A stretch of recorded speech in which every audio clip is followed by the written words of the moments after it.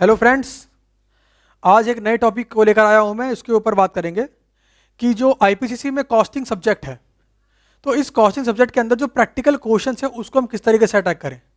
मैंने अपनी एक वीडियो में आपको बता रखा किस तरह थ्योरी क्वेश्चंस के ऊपर अटैक करें और 40 पेजेस में किस तरीके से हम सारी की सारी थ्योरी को कवर कर सकते हैं आईपीसीसी लेवल की कॉस्टिंग के लिए।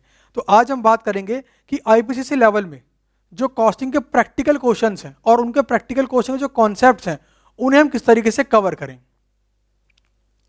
तो हमारा सवाल है how to prepare practical questions for costing paper of CA IPCC.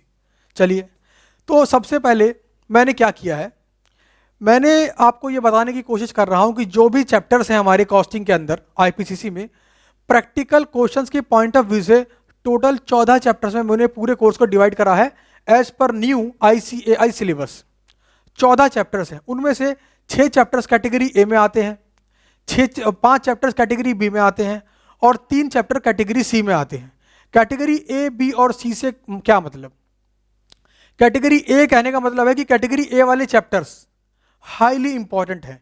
In chapters में से मैक्सिमम मार्क्स की कवरेज एग्जाम में होती है, यानी कि आप घर पे रिवाइज करते वक्त या एग्जाम से पहले 1 दिन पहले या 2 दिन पहले रिवाइज करते वक्त कैटेगरी ए वाले चैप्टर्स को छोड़ने की हिम्मत भी ना करें, क्योंकि मैक्सिमम मार्क्स की कवरेज इन्हीं चैप्टर से होती है।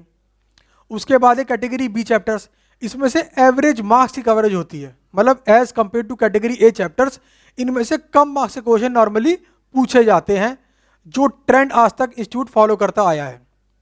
उसके बाद है category C chapters. Category C chapters के अंदर वो चैप्टर्स आते हैं जो कि गिनती में सिर्फ 3 है, इनमें से लीस्ट कवरेज होती है मार्क्स की। इसका मतलब है कैटेगरी सी चैप्टर्स आपके लीस्ट इंपॉर्टेंट होते हैं as compare to other 11 chapters. तो जब भी आप घर पे रिवाइज करें प्रैक्टिकल क्वेश्चंस को, तो कोशिश करें कि पहले आप अपना 70% टाइम कैटेगरी ए वाले चैप्टर्स पे लगाएं, उसके बाद आपका 20% टाइम कैटेगरी बी वाले चैप्टर्स पे लगाएं और उसके बाद जो बाकी 10% टाइम बच गया आपके पास वो कैटेगरी सी वाले चैप्टर्स पे लगाएं। तो इससे क्या होगा कि आप एक एबीसी कैटेगरी के हिसाब से प्रिपरेशन कर रहे होंगे और एग्जाम में आप अच्छा टाइम दे पाएंगे कैटेगरी ए वाले चैप्टर्स को। तो आपको याद रहेगा कॉन्सेप्ट, सारे के सारे क्वेश्चंस की ट्रिक्स आपको याद रहेंगी और कभी कभी क्वेश्चन अगर सिमिलर भी आ गया तो आपको देखते याद आ जाएगा कि ये क्वेश्चन मैंने पहले किया हुआ है। तो जो टाइम आपको देना है रिवाइज करते वक्त वो कैटेगरी को ध्यान में रखते हुए देना है। कैटेगरी ए वाले चैप्टर्स को ज्यादा टाइम दें, कैटेगरी बी वाले चैप्टर्स को कम टाइम दें और कैटेगरी सी वाले चैप्टर्स को सबसे कम टाइम दें। एग्जाम्पल के लिए अगर आपने सोचा है कि 10 दिन के अंदर पूरी की पूरी कॉस्टिंग के क्वेश्चंस को रिवाइज करना है, तो 6 से लेकर 7 दिन यानी अप्रोक्सीमेट 60% या 70% आप कैटेगरी ए वाले चैप्टर्स को दें, मतलब कम से कम 6 दिन लगाएं कैटेगरी ए वाले चैप्टर्स पे। उसके बाद 3 दिन दें कैटेगरी बी वाले चैप्टर्स को और बाकी जो समय बच जाएगा आपका वो आप कैटेगरी सी वाले चैप्टर्स को दें। और एग्जाम में रिवाइज करते वक्त भी, एग्जाम के 1 दिन पहले भी रिवाइज करते वक्त इस वाली कैटेगरीज का यूज करें। आप पहले कैटेगरी ए वाले पढ़ें, फिर कैटेगरी बी वाले पढ़ें, फिर कैटेगरी सी वाले पढ़ें। अब ये है वो चैप्टर्स जो कैटेगरी ए, कैटेगरी बी और कैटेगरी सी में आते हैं। तो कैटेगरी ए में आने वाले 6 चैप्टर्स के नाम ऐसे हैं: overheads, contract costing, process costing, standard costing, marginal costing and budgetary control. ये 6 जो चैप्टर्स हैं ये हाईली इंपॉर्टेंट है। कैटेगरी बी में आता है material, labour, operating costing, reconciliation and unit costing. तो कैटेगरी ए और कैटेगरी बी मिला के आपके हो गए 11 चैप्टर और बाकी 3 चैप्टर आपके कैटेगरी सी में आते हैं: job and batch costing, joint and by product and non integrated accounts. अब देखिए नीचे लिखा है मैंने, कैटेगरी ए में मैक्सिमम मार्क्स की कवरेज होती है, कैटेगरी बी में एवरेज मार्क्स की कवरेज होती है और कैटेगरी सी में मिनिमम मार्क्स की कवरेज होती है। अब किस तरीके से हम प्रैक्टिकल क्वेश्चंस को स्टडी करें, तो आपको मैं 6 स्टेप बताऊंगा। इन 6 स्टेप को आपको फॉलो करना है और आप ऐसा महसूस करेंगे कि जो कॉस्टिंग पेपर जिसको लोग बहुत हार्ड मानते हैं, स्टूडेंट को बहुत मुश्किल लगता है, आपको इजी लगने लगेगा। स्टेप नंबर 1, सबसे पहले जो भी कॉन्सेप्ट है उन सारे के सारे कॉन्सेप्ट्स को डीपली समझिए with the help of example, जो हम क्लास में करवाते हैं। जब क्लास में मैं आपको क्लास करवाऊंगा तो मैं आपको हर टॉपिक के ऊपर, हर कॉन्सेप्ट के ऊपर एक एग्जाम्पल देता हूं। तो वो जो कॉन्सेप्ट है उसको डीपली समझें, सबसे पहले अपने कॉन्सेप्ट को तैयार करें, बेस मजबूत करें।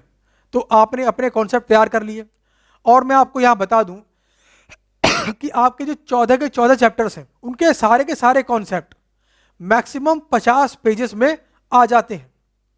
यानी कि जो मैक्सिमम 50 पेजेस के अंदर हम स्टूडेंट को करवाते हैं कि 50 पेजेस के अंदर सारे के सारे कॉन्सेप्ट विद एग्जाम्पल आ जाएं।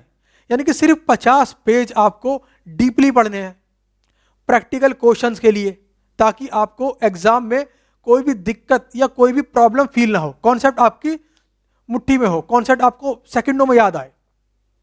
तो step number 1, understand all the concepts deeply with the help of examples as taught in classes. अब 50 पेजेस हैं, अगर एक बार आपने पूरे के पूरी कोर्स कर लिया, यानी पूरी की पूरी क्लास कॉस्टिंग की आपने कर ली, अब आपको रिवाइज करना है, तो 50 पेज आपके पास है कॉन्सेप्ट के। अगर आप रोज सिर्फ 1 घंटा दें सिर्फ कॉन्सेप्ट के लिए इनिशियली, और 1 घंटे में मान लीजिए आप सिर्फ 5 पेज पढ़ते हैं, बहुत इजीली समझ कर आपने 1 घंटे में सिर्फ 5 पेज पढ़े, तो अगले 10 दिन में आप सारे के सारे कॉन्सेप्ट को रिवाइज कर लेंगे। और धीरे धीरे धीरे टाइम आपका इतना कम होता जाएगा कि मात्र 3 से 4 घंटे में आप सारे के सारे कॉन्सेप्ट को, यानी ऑल द 50 पेजेस को रिवाइज कर लेंगे और मेमोराइज करने में भी सफल हो जाएंगे। तो स्टेप नंबर 1 आपका यहाँ पे पूरा हो जाएगा। Step number 2, understand practical questions and solve them thoroughly in the classes. सबसे पहले जो क्वेश्चन हम क्लास में करेंगे, क्वेश्चन को सॉल्व करने से पहले क्वेश्चन को समझना बहुत जरूरी होता है कि क्वेश्चन हमसे चाहता क्या है, क्वेश्चन हमसे कौन सी इंफॉर्मेशन निकलवाना चाहता है, और क्वेश्चन में कौन कौन सी इंफॉर्मेशन हमें दी गई है। और उसको समझने के बाद क्वेश्चन में जो क्लास में हम जो क्वेश्चन सॉल्व करवाते हैं उसको थॉरोली सॉल्व करिए क्लास के अंदर ही। यानी कि ये जो स्टेप नंबर 2 है ये आपका क्लास में ही पूरा हो जाएगा, आपको घर पे इसके लिए मेहनत नहीं करनी पड़ेगी। बस आपको क्लास में ये ध्यान देना है कि जो क्वेश्चन हम कर रहे हैं उसे आप थॉरोली अंडरस्टैंड करें, उस क्वेश्चन को भी एज वेल एज उसके सॉल्यूशन को भी। Step number 3, after step 2 you have solutions of all the questions in your register. Now is the time to solve all the question yourself at home by hiding its solution.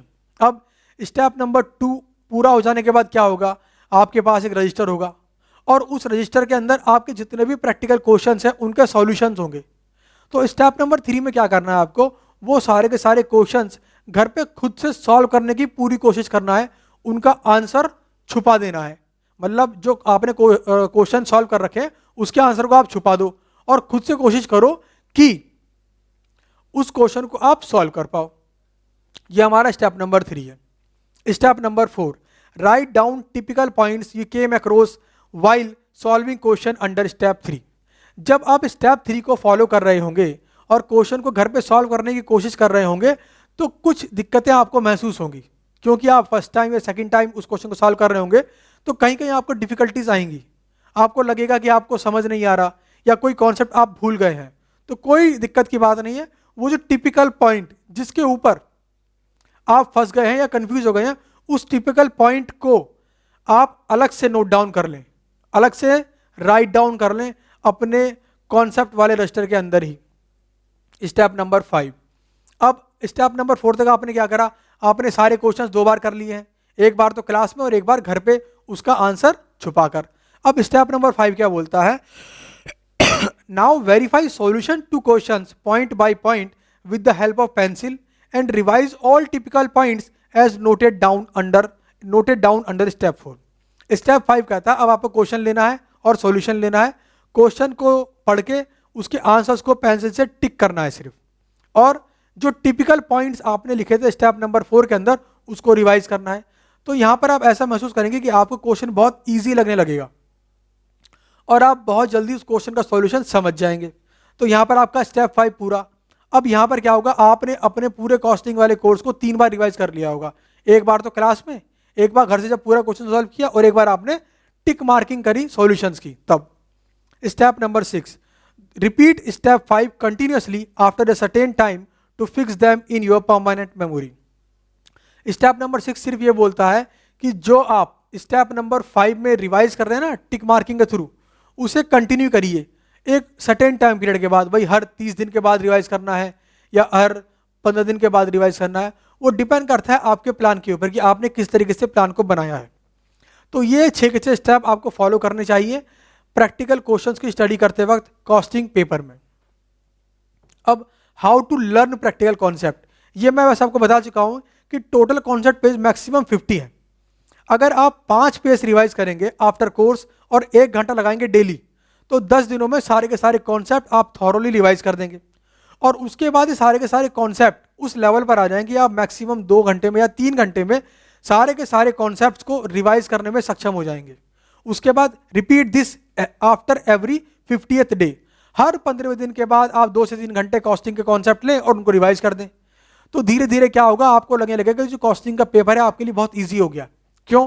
Concept आपके सारे mind में होंगे, practical question पे आपने टिक marking कर रखी होगी, और जो टिपिकल पॉइंट्स आपको लगे उसका आपने नोट डाउन भी कर लिया। तो कॉस्टिंग का पेपर बहुत ईजी फील होगा आपको। Thank you. और मैं उम्मीद करता हूं कि आप इस टेक्निक को फॉलो करेंगे और मेरे सारे स्टूडेंट्स भी इसी टेक्निक को फॉलो करते हैं। Thank you.